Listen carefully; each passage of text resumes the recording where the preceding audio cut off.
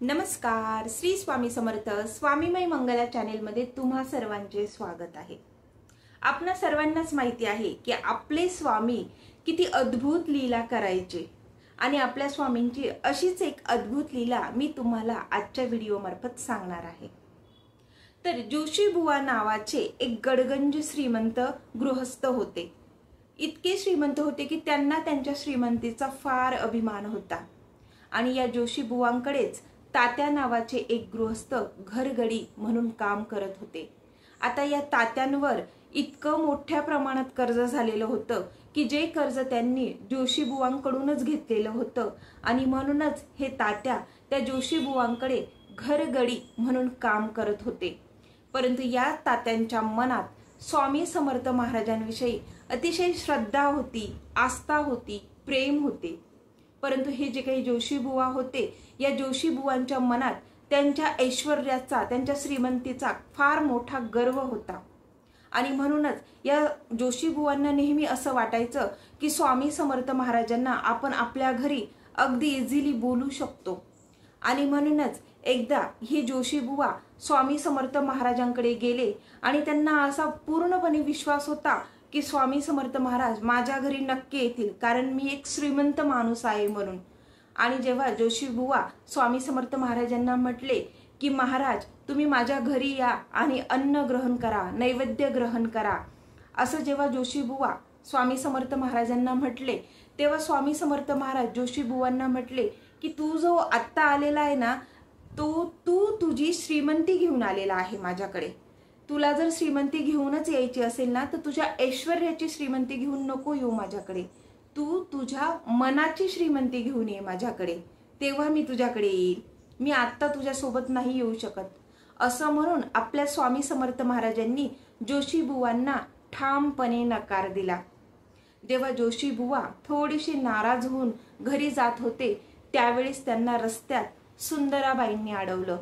सुंदराबाईंनी त्यांना सांगितलं की जोशी बुवा तुम्ही काही चिंता करू नका, आपल्या स्वामी समर्थ महाराजांना मी स्वतः मनवेल आणि तुमच्या घरी घेऊन येईल, परंतु तुम्ही मला त्याच्या बदल्यात काय द्याल असं जोशी बुवांना विचारलं। तेव्हा जोशी बुवा म्हटले की सुंदराबाई मी तुम्हाला सोन्याच्या मोहरा स्वामी समर्थ महाराज माझ्या घरी आणून देण्याच्या बदल्यात देईन।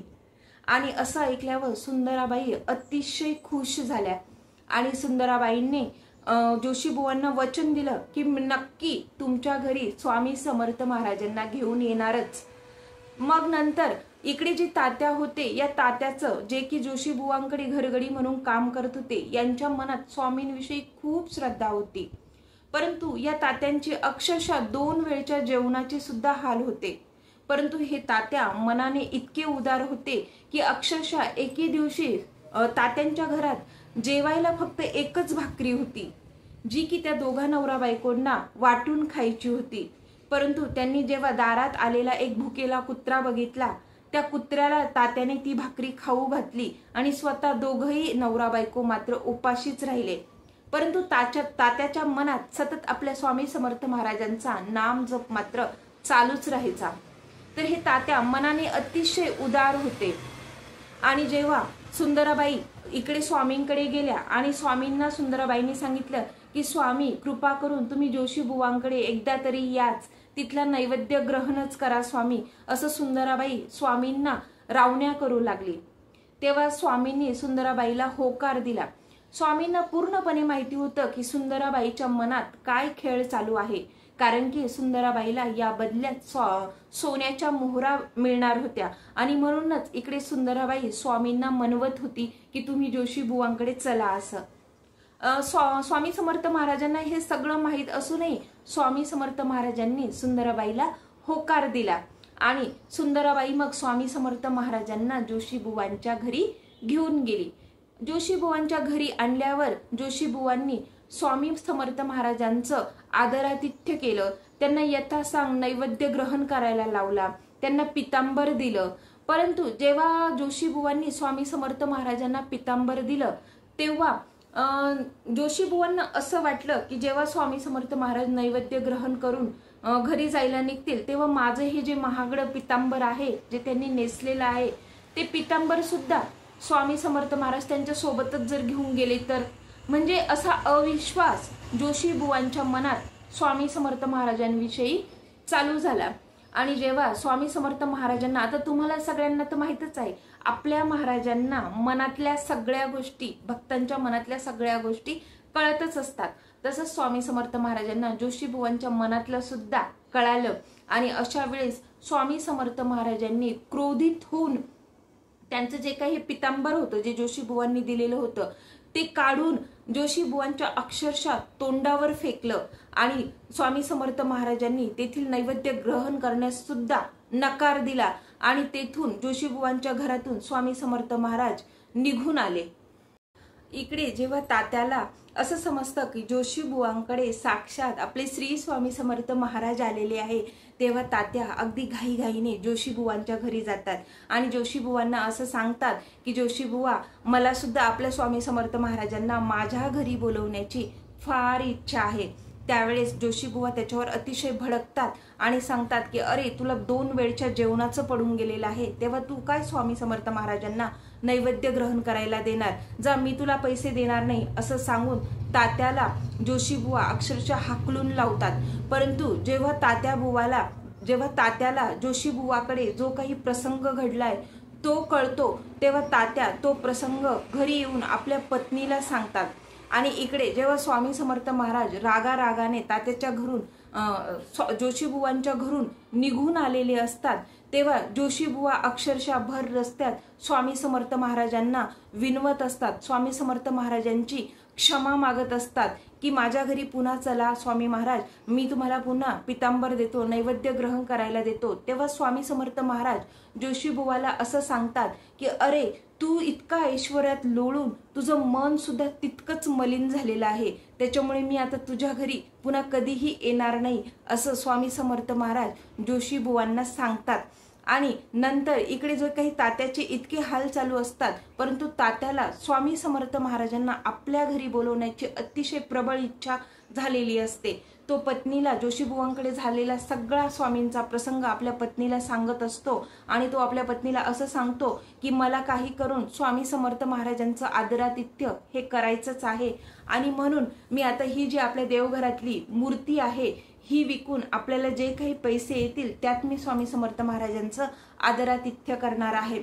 त्यावेळेस तात्याची पत्नी असं सांगते की नाही हो, तुम्ही ही मूर्ती नका विकू, किती बी केलं तरी आपलं देवघर हे खाली दिसतं, रिकामं दिसतं आणि त्यामुळे मला ही मूर्ती विकायची नाहीये।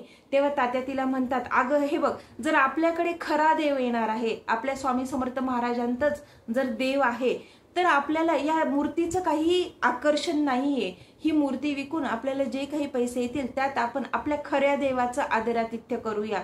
तेव्हा तात्याची पत्नी हे मानायला तयार नसते। त्यावेळेस तात्या तिला म्हणतात, बघ मी आता काय करतो, हे जे देवघर आहे ना, हे देवघरच मी बाजूला उचलून ठेवतो, म्हणजे तुझ्या मनातल्या सगळ्या शंका निघून जातील। मग तात्या काय करतात, ते जे काही देवघर असतं ना, ते देवघर उचलून बाजूला ठेवत असतात।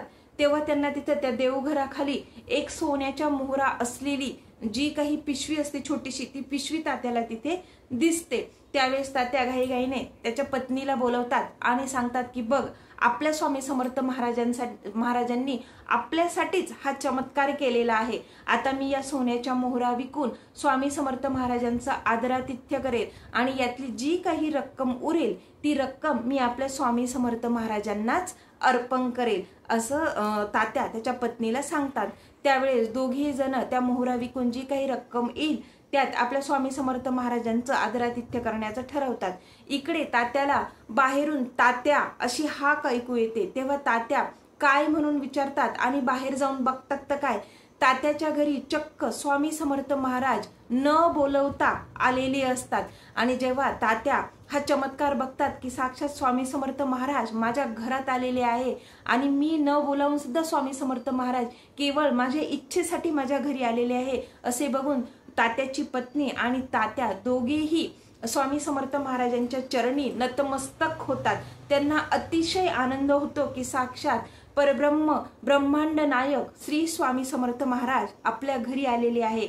आणि त्यावेळेस तात्या जी काही रक्कम आलेली असते त्या रकमेतून स्वामी समर्थ महाराजांचं अगदी प्रेमाने स्वागत करतात, त्यांना नैवेद्य ग्रहण करायला देतात, यथाशक्ती त्यांना भोजन देतात.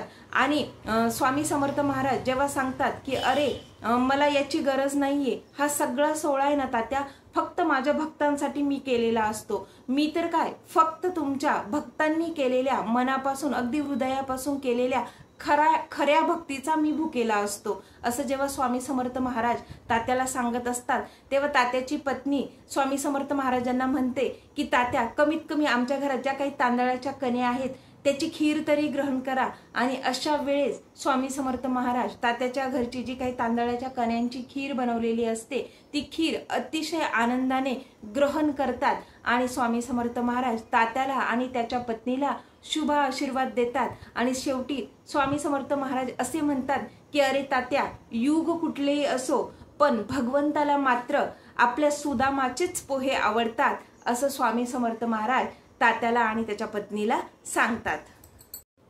तर बघितलं का स्वामी भक्तांनो, या कथेवरतून आपण एकच बोध घ्यायचा आहे की आपले जे स्वामी समर्थ महाराज आहे हे भक्तांकडे फक्त त्यांनी केलेल्या खऱ्या भक्तीलाच आकर्षित होऊ शकतात. कुठल्याही श्रीमंतीला आपले महाराज नाही आकर्षित होऊ शकत. म्हणून स्वामी भक्तांनो जास्तीत जास्त तुम्ही स्वामी समर्थ महाराजांचं नामस्मरण करा आणि जेणेकरून स्वामी समर्थ महाराज तुमच्याकडे आकर्षित होतील.